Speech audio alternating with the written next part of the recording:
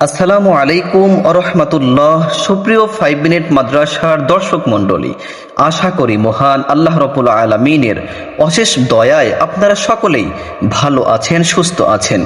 প্রিয় দর্শক, দোয়া অত্যন্ত মূল্যবান এবং শক্তিশালী এক জিনিস।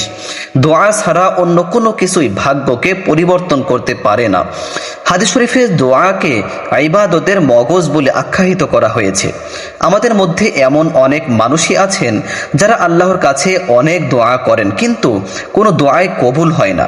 এরপর হতাশ হয়ে বলতে থাকেন যে আল্লাহ শুধু আমার দোয়াই কবুল করেন না। নাউযুবিল্লাহ। এমনটি বলা একেবারেই উচিত নয়, কেননা আল্লাহ তাআলা বান্দার সেই দোয়াই কবুল করেন যা তার জন্য কল্যাণকর। প্রিয় দর্শক, আজকে আমি আপনাদের জন্য দোয়া কবুল ও মনের আশা পূরণের এমন একটি শক্তিশালী আমল নিয়ে হাজির হয়েছি। যদি কেউ এই আমলটি করে মহান আল্লাহর কাছে কিছু চায়, তো মহান আল্লাহ তাআলা সাথে সাথে তার চাওয়া পাওয়াগুলো পূরণ করে দেন। সুবহানাল্লাহ। এটি এমন একটি আমল যা করতে অজু লাগে না, সদা সর্বদা করা যায়। হাঁটতে, বসতে, চলতে, ফিরতে অজু সহকারে, অজু ছাড়া সব সময় করা যায় সেটি হলো আল্লাহ রাব্বুল আলামিনের একটি পবিত্র নাম, যে নামটির সাহায্যে হুজুর সাল্লাল্লাহু আলাইহি ওয়াসাল্লাম প্রত্যেক নামাজের পরে দোয়া করতেন। হাদিস শরীফে এসেছে, এক সাহাবী যখন এই পবিত্র নামের মাধ্যমে দোয়া করল, তখন রাসূল সাল্লাল্লাহু আলাইহি ওয়াসাল্লাম কসম করে বললেন, সে আল্লাহর ওই ইসমে আজম দ্বারা দোয়া করেছে যা দ্বারা দোয়া করা হলে তিনি তা কবুল করেন, যা দ্বারা কোনো কিছু চাওয়া হলে তা তিনি দান করেন।